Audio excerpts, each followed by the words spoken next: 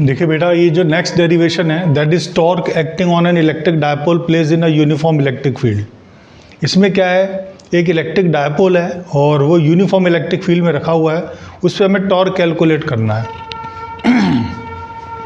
तो uniform electric field का मतलब होता है पैरेलल इलेक्ट्रिक फील्ड लाइंस। तो पहले आपने पैरेलल इलेक्ट्रिक फील्ड लाइंस बना दी, ये पैरेलल इलेक्ट्रिक फील्ड लाइंस बना दी और इलेक्ट्रिक डायपोल को किसी रैंडम डायरेक्शन में प्लेस कर दिया।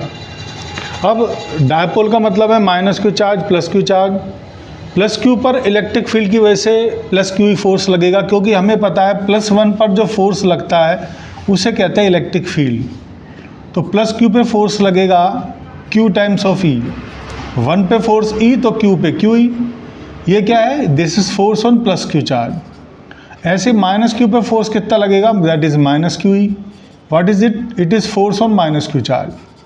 माइनस क्यू चार्ज पे फोर्स की डायरेक्शन इलेक्ट्रिक फील्ड की डायरेक्शन के अपोजिट होगी। तो जिधर इलेक्ट्रिक फील्ड है उसके अपोजिट डायरेक्शन में फोर्स लगेगा माइनस क्यू चार्ज पे, और प्लस क्यू चार्ज पे इलेक्ट्रिक फील्ड की डायरेक्शन में फोर्स लगेगा।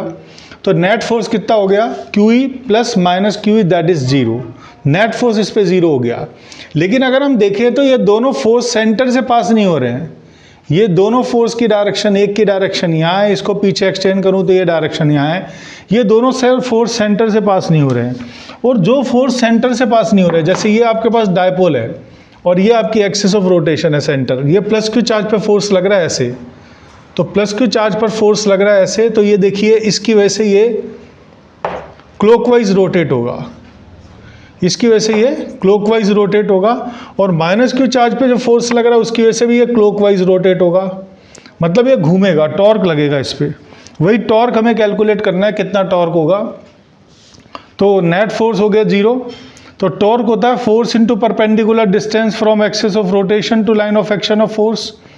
तो उस टॉर्क के लिए आपने क्या किया, ये कैलकुलेट करना है। तो नेट टॉर्क हो गया torque due to plus q charge plus torque due to minus q charge. इसका मतलब है टॉर्क प्लस क्यू चार्ज पर जो फोर्स है उसकी वजह से कितना टॉर्क लग रहा है।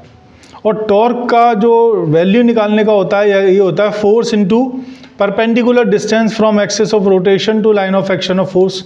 बड़ा सिंपल सा मेथड है, एक बार कैलकुलेट कर लेते हैं कि प्लस क्यू चार्ज पे जो फोर्स है उसकी वजह से टॉर्क कितना लगेगा सिस्टम पे। तो टॉर्क के लिए हमने क्या किया, सबसे पहले देखा फोर्स कितना है, तो फोर्स है क्यू ई। फिर एक्सिस ऑफ रोटेशन, जिसके चारों तरफ ये घूम रहा है, तो ये एक्सिस ऑफ रोटेशन है, इसके चारों तरफ ये टॉर्क लग रहा है, पूरा सिस्टम घूम रहा है, तो ये एक्सिस ऑफ रोटेशन है। यहाँ से फोर्स की डायरेक्शन पे परपेंडिकुलर डालेंगे। फोर्स की डायरेक्शन को line of action of force भी कहते हैं, तो यहाँ पे परपेंडिकुलर डालेंगे, परपेंडिकुलर आ गया। अब मान लीजिए माइनस क्यू से प्लस क्यू की जो डायरेक्शन है, ये डायरेक्शन ऑफ डायपोल मूवमेंट है और ये इलेक्ट्रिक फील्ड है।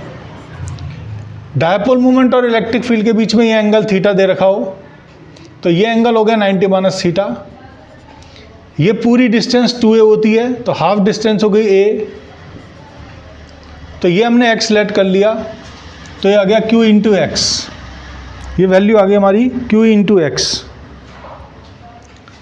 अब x की वैल्यू कैलकुलेट करनी है, तो इस राइट एंगल ट्रायंगल में x अपॉन a, x हो गया एंगल के साथ वाली साइड और एंगल की वैल्यू है 90 माइनस थीटा, और 90 के सामने हाइपोटेनस a है, तो बेस अपॉन हाइपोटेनस हो गया cos 90 minus theta. cos 90 minus theta sine theta होता है, तो x अपॉन a हो गया साइन थीटा, तो x इजिकल टू हो गया a साइन थीटा। तो x को रिप्लेस करके हम लिख सकते हैं a साइन थीटा। टॉर्क एक वेक्टर क्वांटिटी है, तो मैं वेक्टर क्वांटिटी को इस फॉर्म में लिखूंगा कि क्यू ई ए साइन थीटा। सिंस ये सिस्टम क्लॉकवाइज घूम रहा है, ये डायरेक्शन होती है anti clockwise theta gap, clockwise मतलब माइनस थीटा गैप, तो ये डायरेक्शन हो गई माइनस थीटा गैप मतलब क्लॉकवाइज डायरेक्शन। तो टॉर्क प्लस क्यू की वजह से ये इतना आ गया। अब सिमिलरली टॉर्क माइनस क्यू की वजह से निकालना है, तो ये माइनस क्यू है, यहाँ से हम परपेंडिकुलर डालेंगे, ये डिस्टेंस x है तो ये भी x आएगी, क्योंकि ये एंगल 90 माइनस थीटा है, ये भी 90 माइनस थीटा हो गया, ये a है, सेम आ जाएगा, सेम के सेम। तो सिमिलरली करके हम लिख सकते हैं torque minus theta is also Q E A sine theta with minus theta cap. तो नेट टॉर्क आ जाएगा, दोनों को ऐड कर देंगे तो twice of Q E A sine theta minus theta cap. Q into 2a को P लिख देंगे तो टॉर्क आ जाएगा P E sine theta minus theta cap. अब या तो इसे P क्रॉस E लिख सकते हैं या P E क्रॉस P लिख सकते हैं। तो हम देख लेंगे कि हमारी क्लॉकवाइज डायरेक्शन कैसे आएगी।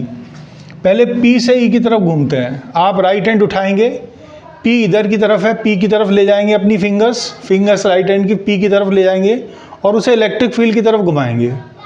तो ये फिंगर्स क्लॉकवाइज डायरेक्शन में आ रही हैं।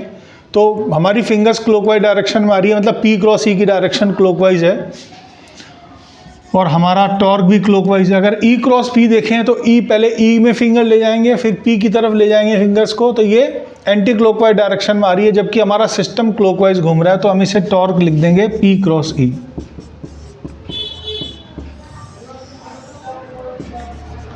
थ्योरी वाइज ये इस चैप्टर का लास्ट डेरिवेशन था। Thank you for watching the video.